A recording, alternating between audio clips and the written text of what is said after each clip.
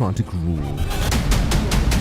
Tanzanian authorities arrest, detain and question leader of the opposition party Chadema, Tundu Lissu, on charges of inciting violence and for demanding no general elections this year. His party has been disqualified from the upcoming polls. And vultures have an image problem. Seen as ugly and associated with death, they are among the least loved animals in the world. But conservationists in Africa are trying to change that. Watch Wild of Africa at these times on WION. Wild is One.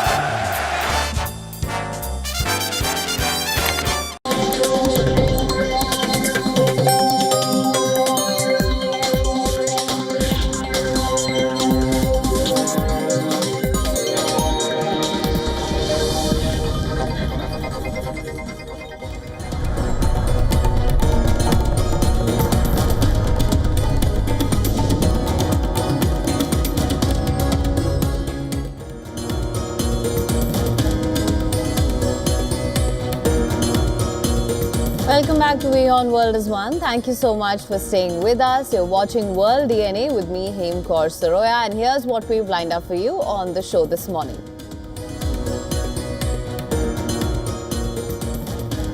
At least 4 people dead after building collapsed in Delhi's Mustafabad area. Several others fear to be trapped under the debris. NDRF rescue teams and police reached the site. Operations underway to rescue people.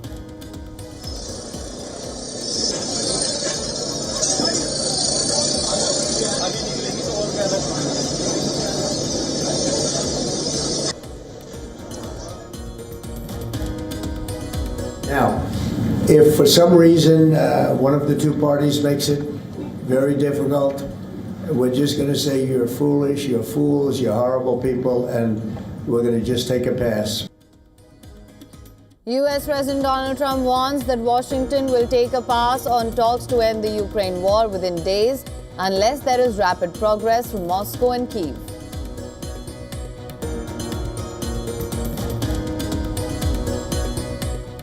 For stopping Iran, very simply, from having a nuclear weapon. They can't have a nuclear weapon. So I want Iran dismantled? to be great and prosperous and terrific. Donald Trump says he wants to stop Iran very simply from nuclear weapons as second round of nuclear talks between the United States and Iran takes place in Rome today.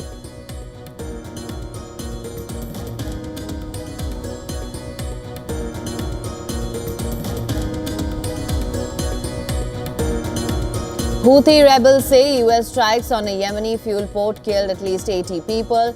US military says strikes on Ras Isa aim to cut off supplies and funds for the rebels that control large swathes of the country.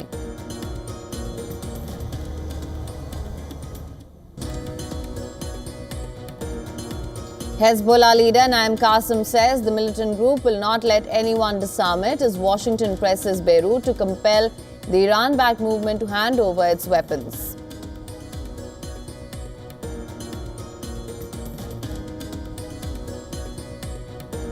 White House launches a COVID-19 website blaming the origins of the coronavirus on a lab leak in China, also criticizes the pandemic policies implemented under former President Joe Biden.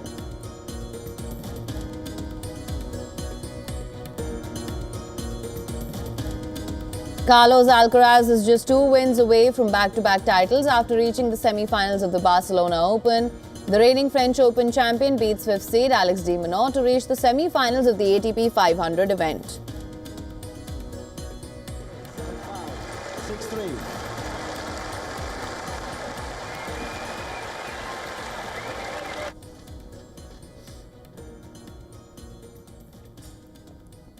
All right, our top focus on World DNA this morning. US President Donald Trump has warned Moscow and Kyiv that Washington would take a pass on truce talks if there is no rapid progress from both parties to achieve a ceasefire deal. Trump's comments came hours after State Secretary Marco Rubio cautioned that the US could move on from its role as a mediator. If for some reason one of the two parties makes it very difficult, we're just going to say you're foolish, you're fools, you're horrible people, and we're going to just take a pass. But hopefully we won't have to do that. And Marco is right in saying we want to see it end. Think of it. Every day, a lot of people are being killed as we talk about, as they play games. Now, the US president also cautioned that the decision to abandon talks could come very shortly. Trump said that negotiations are coming to a head, while adding that neither Russia nor Ukraine is playing along for his efforts to end this war. Nobody's playing anybody. We are going to see if we can get it done. I think we have a really good chance of getting it done, and it's coming to a head right now. Meanwhile, US State Secretary Marco Rubio said that Washington will have to figure out whether a ceasefire is doable in the short run after his meeting with European allies in France. Now, following this, Ukrainians in Kyiv lambasted Rubio's comments, saying that the United States is not the only country in the world, while pinning their hopes on other allies to extend support. They also added that Rubio's statements are his own personal opinions. Further, Ukrainians said that a ceasefire is possible only if Russia is weakened. Listen to this. The United States is not the only country in the world, and that is why, if they decide to review their assistance to our country, other allies would, I hope, increase their support. Therefore, whatever Marco Rubio says about peace agreements and conditions of reaching them, it is only his personal opinion. Now, on the other hand, US Vice President J.D. Vance expressed optimism about ending the war between Russia and Ukraine during his meeting with Italian Prime Minister Giorgia Meloni in Rome.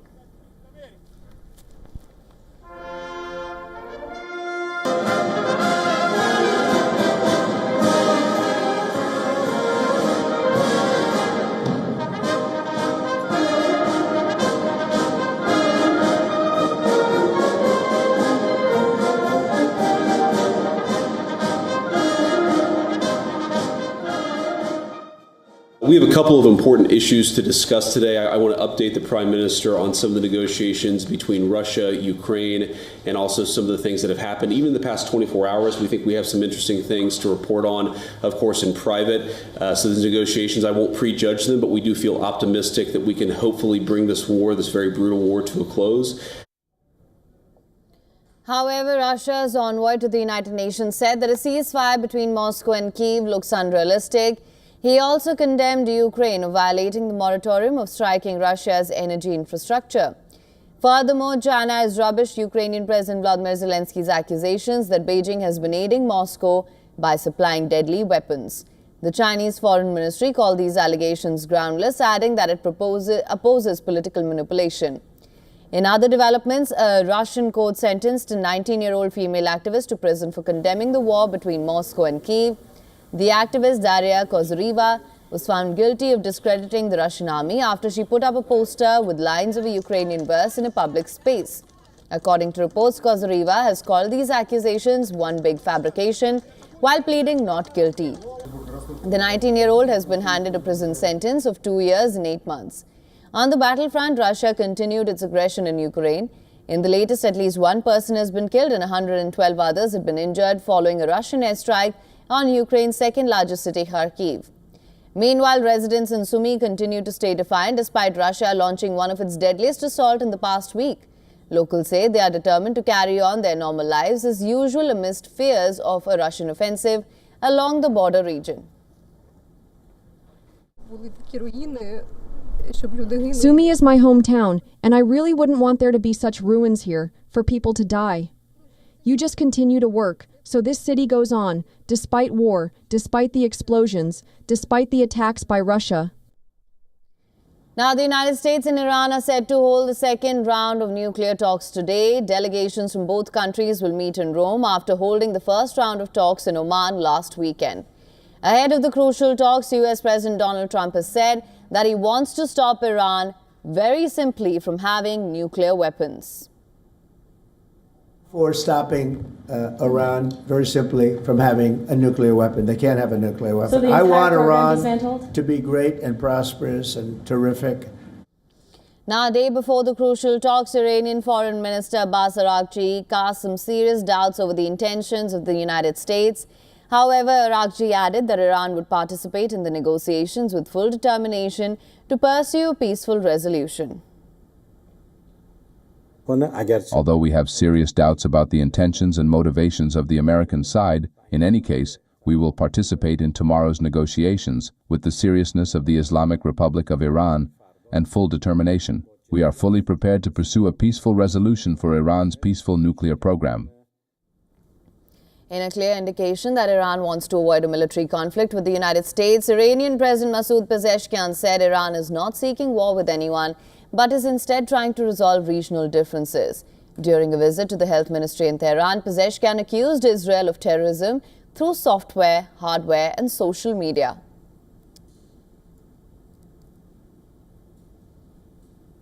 We are trying to resolve our regional differences. We are trying to resolve our differences with the world. We are not, and never have been, seeking war. We are victims of terrorism. More than 26,000, 24,000 people have been victims of terror in our streets. It is Israel that is committing acts of terror.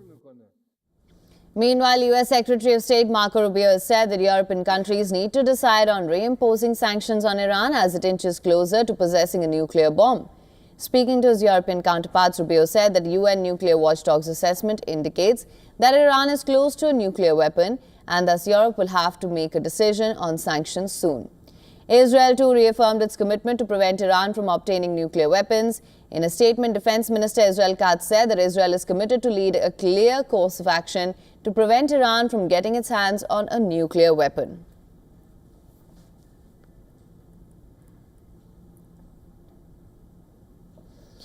And Yemen is under intense attack. At least 80 people have died in the overnight aerial attacks by the United States. Houthis say that more than 170 people have sustained injuries. This is the drone footage from Yemen's Ras Isa fuel port, which was attacked by the US. Burnt vehicles, damaged structures show the extent of destruction in the attack. Earlier, the airstrikes had sparked a massive explosion and fires. The Iran-backed rebels say the paramedic and civilians at the port were killed in the attack.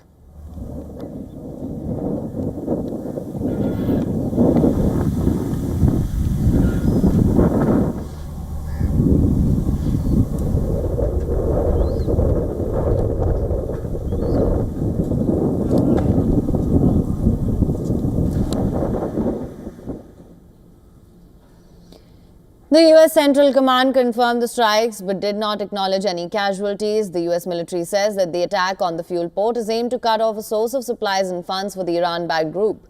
Videos from the U.S. Central Command show the decks of aircraft carriers lit up day and night, with jets being launched in relentless waves. American soldiers are loading missiles and bombs on fighter jets.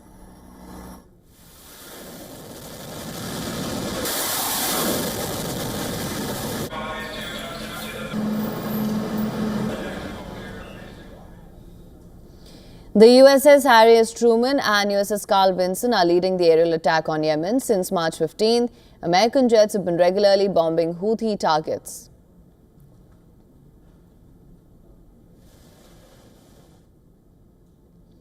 Israel says that it intercepted yet another missile from Yemen. The Houthis have regularly fired ballistic missiles towards Israel as a retaliation against American assault.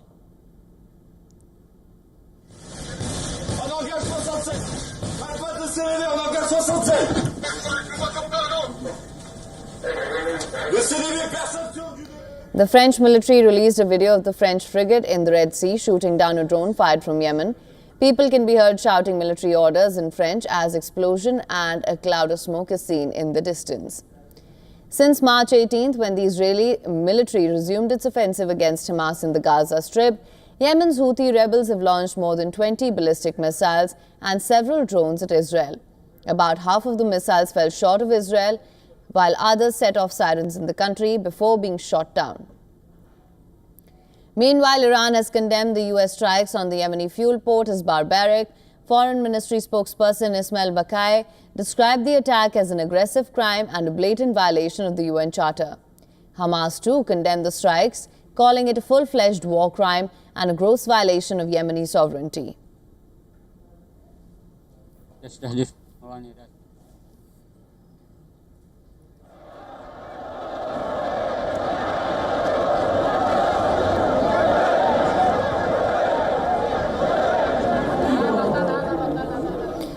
Thousands of Yemenis took to the streets of the capital Sana'a to protest the US strikes targeting Houthi rebels. Protesters were seen holding banners and chanted slogans in solidarity with the Palestinians in Gaza.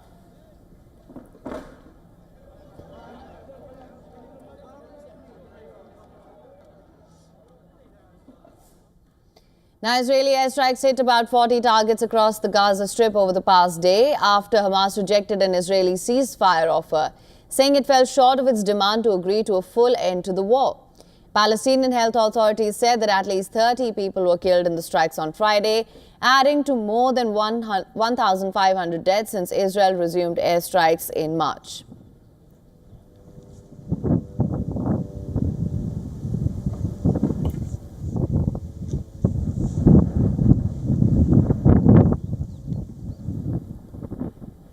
The military said the troops are operating in Shabura and Tel al-Sultan areas near the southern city of Rafah, as well as in northern Gaza, where it has taken control of large areas east of Gaza City. This as Egyptian mediators have been trying to revive the January ceasefire deal that broke down when Israel resumed airstrikes and sent ground troops back into Gaza. But there has been little sign that the two sides have moved closer to fundamental issues.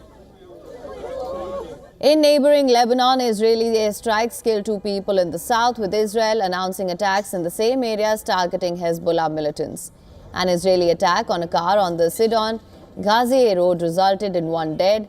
Hours later, the Lebanese health ministry said another Israeli strike on a vehicle around Ayat al-Shab had also killed 1. Israeli military said it conducted a precise strike in the area of Sidon and eliminated the Hezbollah militant Muhammad Jafar Mana Assad Abdullah. The IDF said Abdullah was responsible, among other things, for the deployment of Hezbollah's communication systems throughout Lebanon. Furthermore, Hezbollah leader Naim Qassem said that the militant group will not let anyone disarm it as Washington presses Beirut to compel the Iran-backed movement to hand over its weapons. In his remarks on a Hezbollah-affiliated TV channel, Qassem said the idea of disarmament is out of Hezbollah's dictionary.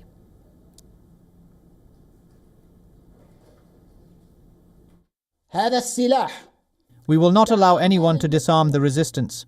This weapon is the backbone of the resistance. It is the weapon that gave life and freedom to our people. It is the weapon that liberated our land and protected its sovereignty. The Hezbollah leader said his group is ready for dialogue on a defense strategy, but not under the pressure of occupation by Israel. He added that Israel must withdraw from South Lebanon and cease its aggression, and the Lebanese state must begin the process of reconstruction.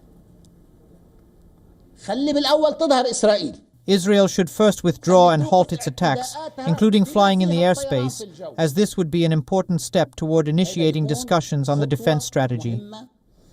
Now, this statement comes as Lebanese President Joseph Aoun said this week that he wanted to make 2025 the year of restricting arms to the state, hoping to achieve that objective through dialogue with Hezbollah.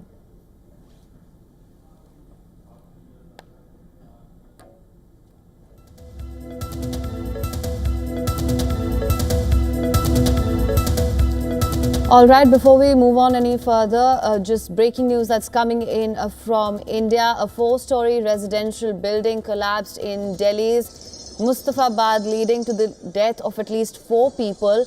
These are the visuals on your screens from New Delhi. According to the Delhi police, the incident took place at around 3 a.m. in the morning. While rescue operations are currently underway, 14 people have been rescued so far. 8 to 10 people are still feared trapped under the debris. This is breaking news that's coming in from India, New Delhi. A 4-story residential building collapsed in Delhi's Mustafabad, leading to the death of at least 4 people. You can see the visuals on your screens. Rescue work is underway.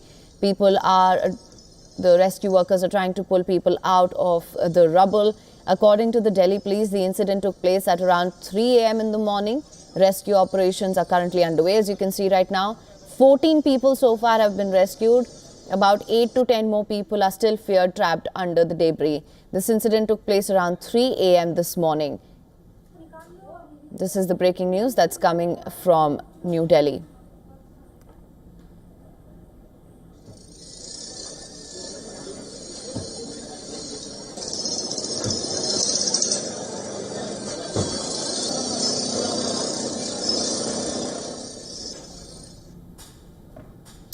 Now, the standoff between Donald Trump and America's biggest universities has escalated after the U.S. president decided to freeze $2.2 billion worth of funding to Harvard University and is considering revoking its tax exemption status. Why are you considering changing the tax status of Harvard? Because I think Harvard's a disgrace. I think what they did was a disgrace. They're obviously anti-Semitic, and all of a sudden they're starting to behave. Trump's move has triggered a fresh wave of nationwide protests in support of Harvard and other universities likely to face action as well. We want them back! We want them back! When higher education is under attack, what do? Stand up, fight back! When our universities are under attack, what do? Stand up, fight back! He's trying to destroy everything good about this country. He's trying to tear down everything that our history and the best aspects of our political system have left us with. He's trying to destroy the legacy of America. He doesn't understand it. He doesn't understand America. Students, teachers, lawyers and citizens took to the streets in several states protesting against Donald Trump's education cuts and more recently the action taken against top universities, accusing the administration of cracking down on academic freedom and constitutional rights. We wanted to show that Harvard can stand together, united, saying we're not going to cave to demands that we turn in some international student names so that they can be have their visas revoked without a just cause, and they can be deported back to their home countries, and that instead we're going to stand together as a university, as Harvard College, saying that, look, we're not doing anything for you, and we're going to stand behind freedom. We've seen Harvard fighting back, MIT, Stanford is stepping up. I think the tide is starting to turn, and we're seeing positive signs that people aren't going to accept this attack on higher ed. If there's one thing that we are all committed to, it is the safety of our students, and that we will not allow them to be picked off. We will not let them be threatened for exercising their First Amendment rights, and we certainly won't sit by while there's political litmus tests applied to them that potentially puts them in real harm's way. I'm part of the America that has always fought back and always pushed forward and always said we will not let this happen while we're on our watch. And I want to thank all the leaders of the institutions of higher learning coming forward and say, you will not erase history. Now the standoff began when White House issued a list of orders to Harvard that came as a follow-up to the administration's criticism of how universities across the U.S. have handled the pro-Palestinian student protest movement last year. Not just Harvard, the government's anti-Semitism task force has identified at least 60 universities for further review.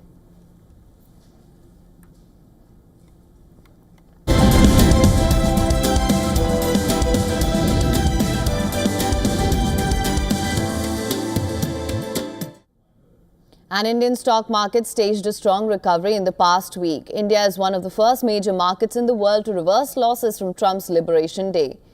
Now, what does that signal for the future of Indian stocks? That's what this next report decodes.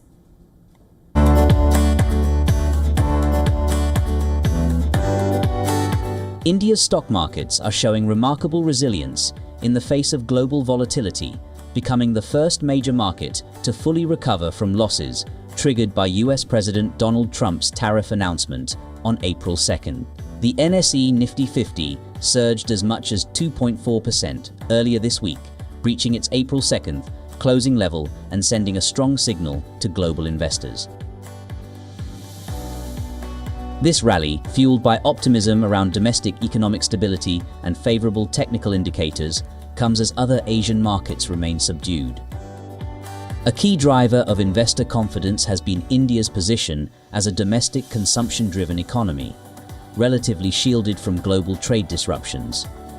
With just 2.7% of US imports coming from India, the country's limited direct exposure to US tariffs is working in its favor. Strategists and fund managers are increasingly viewing India as a safe haven amid intensifying US-China trade tensions. New Delhi's conciliatory stance and prospects of a bilateral trade deal with Washington have bolstered sentiment. Lower crude oil prices, a strengthening rupee, easing inflation, and strong domestic earnings there also aiding the bullish trend. Foreign institutional investors, who had been net sellers for months, are beginning to return, targeting quality large-cap stocks. Broader indices like Nifty Mid-Cap and Small Cap also gained. Experts say the market could continue its upward trajectory if global sentiment stabilizes. However, caution remains due to potential overnight risks and ongoing tariff uncertainties. For now, India stands out as a bright spot in an otherwise jittery global market. Bureau Report, WION, World is One.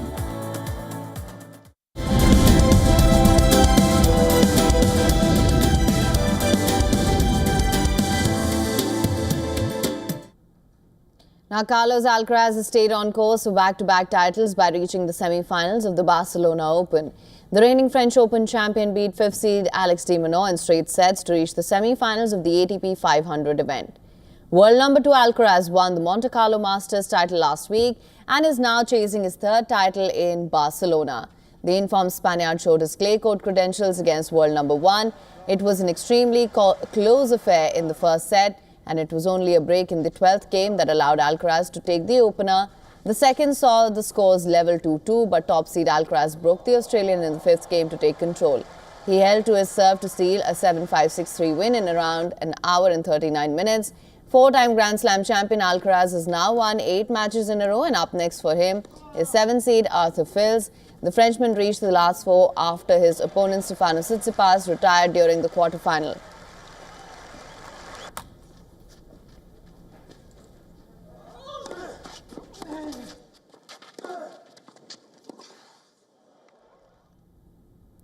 And with that, it's a wrap on this edition of the News Bulletin. But before we wrap up, here's a look at all the climate stories which are making headlines across the globe today. Thank you so much for tuning in.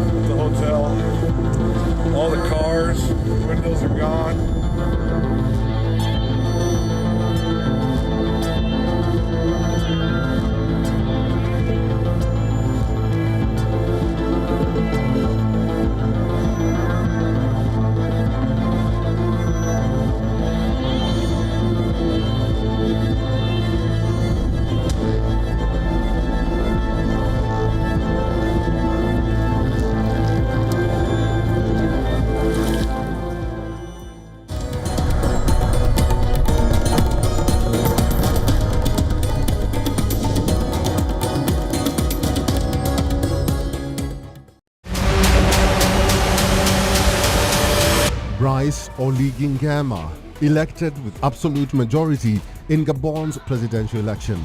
The junta chief-led coup ended more than 5 decades of corruption-plagued rule by the Bongo family in August 2023, with a promise to return the country to democratic rule. Tanzanian authorities arrest, detain, and question leader of the opposition party Chadema, Tundu Lissu, on charges of inciting violence and for demanding no general elections this year. His party has been disqualified from the upcoming polls. And vultures have an image problem. Seen as ugly and associated with death, they are among the least loved animals in the world. But conservationists in Africa are trying to change that. Watch Wild of Africa at these times on WION. Wild is One.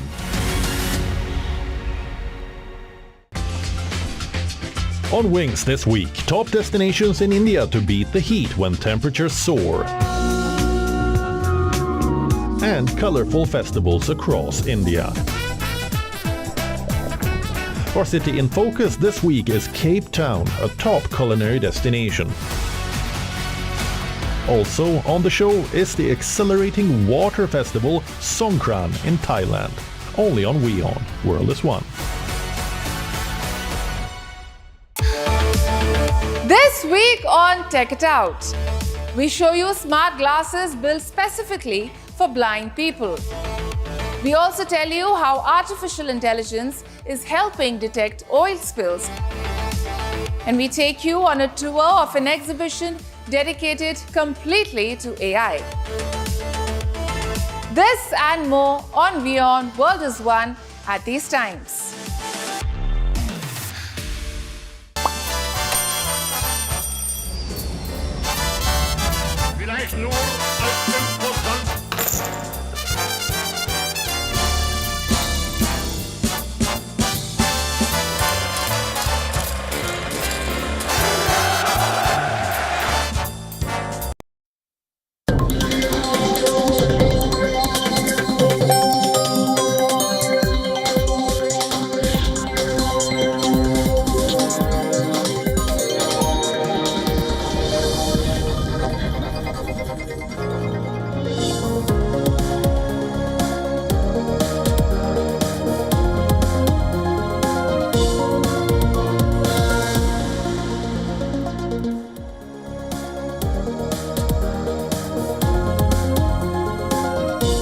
Hello and welcome. You're watching WION World is One. My name is Hem Kaur Saroya and here's a look at what we've lined up for you on the show right now. At least 4 people dead after building collapsed in Delhi's Mustafabad area. Several others feared to be trapped under the debris. NDRF rescue teams and police reached the site.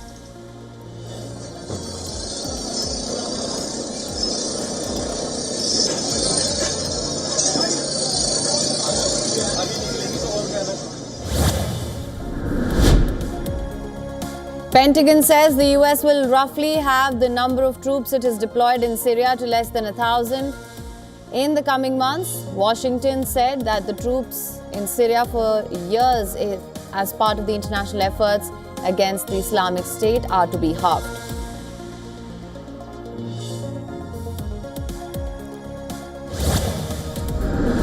Now, if for some reason one of the two parties makes it very difficult, we're just going to say you're foolish, you're fools, you're horrible people, and we're going to just take a pass.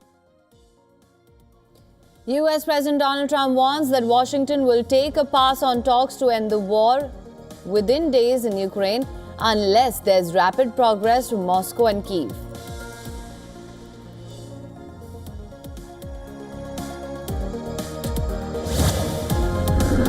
For stopping Iran, very simply, from having a nuclear weapon. They can't have a nuclear weapon. So the I want program Iran dismantled? to be great and prosperous and terrific. Donald Trump says he wants to stop Iran very simply from getting a nuclear weapon as the second round of nuclear talks between the United States and Iran takes place in Rome today.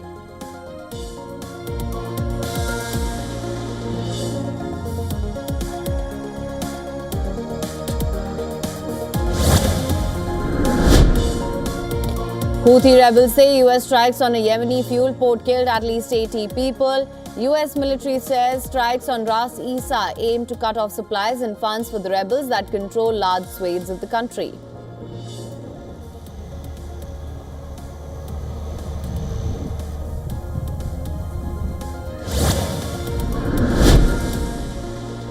Hezbollah leader Naim Qassem says the militant group will not let anyone disarm it as Washington presses Beirut to compel the Iran-backed movement to hand over its weapons.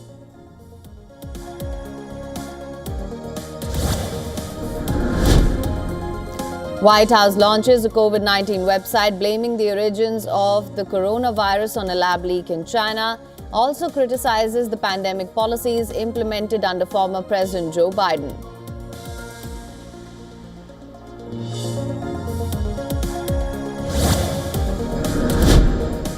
At least 143 people dead and dozens more missing after a boat carrying fuel catches fire in the Democratic Republic of Congo.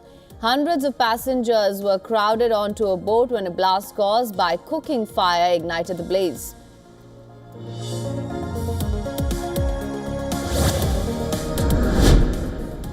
Carlos Alcaraz is just 2 wins away from back-to-back titles after reaching the semi-finals of the Barcelona Open. The reigning French Open champion beats 5th seed Alex de Minaur to reach the semi-final of the ATP 500 event.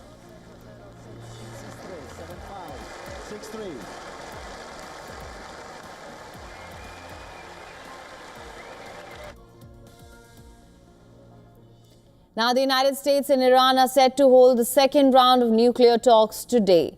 Delegations from both countries will meet in Rome after holding the first round of talks in Oman, that was last weekend.